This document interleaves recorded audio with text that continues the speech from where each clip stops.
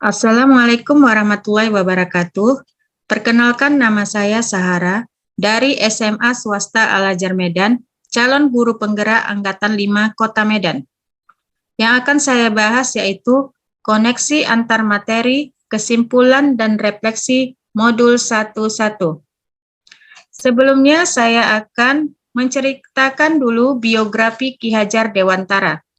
Ki Hajar Dewantara lahir di Yogyakarta pada tanggal 2 Mei 1889 dengan nama Raden Maswardi Suryaningrat yang merupakan cucu dari Sri Paku Alam III dan ayahnya bernama Pangeran Suryaningrat.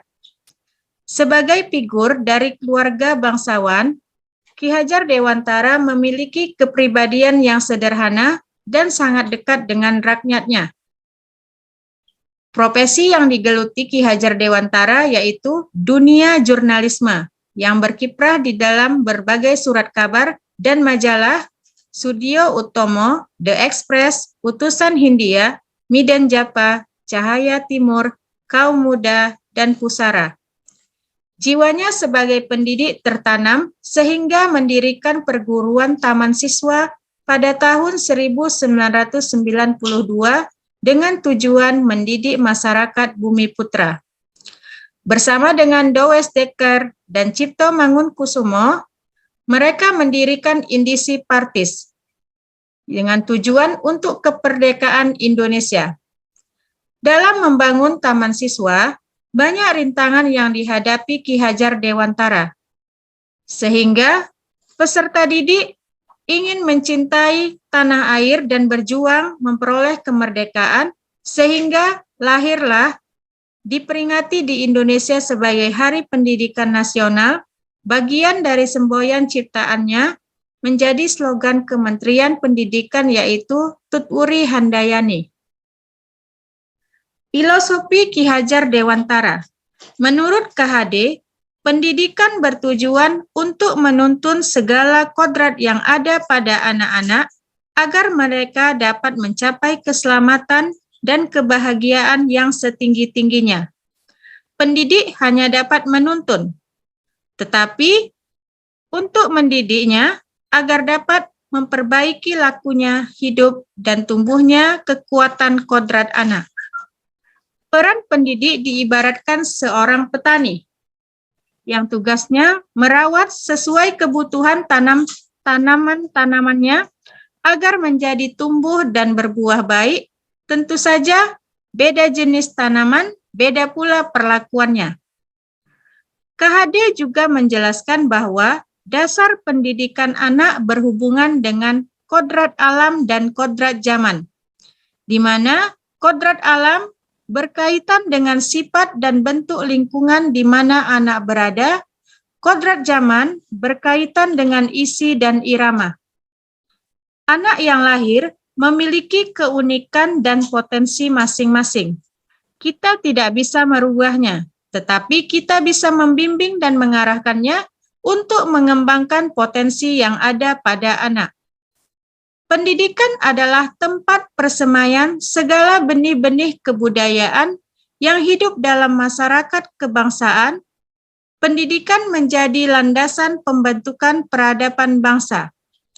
Filsafat pendidikan yaitu perubahan.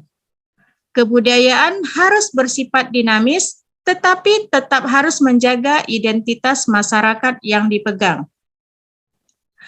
Prinsip perubahan itu dicetuskan dengan asas trikon yang terdiri dari kontinu, artinya pengembangan dilakukan secara terus-menerus. 2. Konvergen, yaitu pengembangan dilakukan dapat mengambil dari berbagai sumber. Yang ketiga adalah konsentris, artinya pengembangan pendidikan dilakukan harus tetap berdasarkan kepribadian kita sendiri. Pendidikan itu harus memerdekakan. Pendidikan harus holistik dan seimbang. Relevansinya, pendidikan dan pendidik yang memandang anak dengan rasa hormat harus berorientasi pada murid, bebas dari segala ikatan, suci hati mendekati anak, tidak meminta sesuatu hak, namun berhamba pada sang anak. Konsep trilogi Ki Hajar Dewantara yang digunakan sampai saat ini yaitu yang pertama adalah ing ngarsa sung tuludo. Artinya, pendidik berada di depan, hendaknya menjadi contoh tauladan. Apabila seorang pendidik berjalan di depan, dia harus menjadi teladan bagi semua orang yang mengikutinya. Yang kedua adalah ing madya mangun karso. Artinya di tengah-tengah. Seorang pendidik jika berada di tengah, peserta didiknya harus mampu terlibat dalam setiap pembelajaran, agar semua bisa mempersatukan semua gerak dan perilaku secara serentak untuk mencapai tujuan bersama. Yang ketiga adalah tutwuri handayani, artinya di belakang. Pendidik harus mampu memberi kemerdekaan kepada peserta didik dengan perhatian sepenuhnya dengan memberikan petunjuk dan pengarahan. Jadi, tujuan dari trilogi ini adalah mencapai tujuan tertib dan damai, membentuk manusia yang merdeka. Refleksi yang saya dapatkan setelah mempelajari Ki Hajar Dewantara,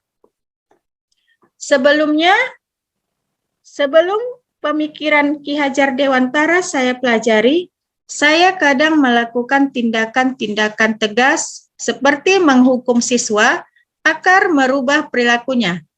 Ternyata si anak cuma takut sementara dan bukan karena kesadaran pribadinya. Saya juga belum sepenuhnya menyadari keberadaan kodrat alam sang anak, sehingga sering marah-marah ketika anak lamban dalam satu pelajaran. Dan model yang saya ajarkan lebih banyak konvensional. Saya lebih berfokus kepada gurunya, dan belum banyak model-model pembelajaran yang bisa menyenangkan anak. Tetapi setelah mempelajari pemikiran Ki Hajar Dewantara, pemikiran saya berubah. Saya tidak lagi menghukum anak, tetapi saya memberikan tuntunan kepada anak didik, lebih sabar, ikhlas, karena masing-masing anak memiliki keunikan dan berbeda keberagamannya. Saya tidak perlu menghukum anak yang sifatnya tidak mendidik, tetapi memberi teladan agar mereka bisa melihat dan menirunya. Memberikan pembelajaran yang menyenangkan, dan mencoba berbagai model macam pembelajaran. Sehingga yang saya terapkan adalah tidak memberi hukuman kepada siswa, lebih sabar dalam membimbing, mengenali karakter dan latar belakang anak, menjalin komunikasi dengan orang tua, dan kadang dilakukan kunjungan rumah. Refleksi di sekolah saya yaitu kami setiap hari melakukan sholat duha berjamaah, kemudian impak, pramuka setiap hari Sabtu, kemudian olahraga setiap hari Rabu, kemudian malam ibadah yang dilakukan setahun sekali, kemudian karena kami kemarin sudah mengikuti sekolah penggerak, kami mengadakan panen raya. Itulah refleksi yang ada di sekolah saya. Assalamualaikum warahmatullahi wabarakatuh.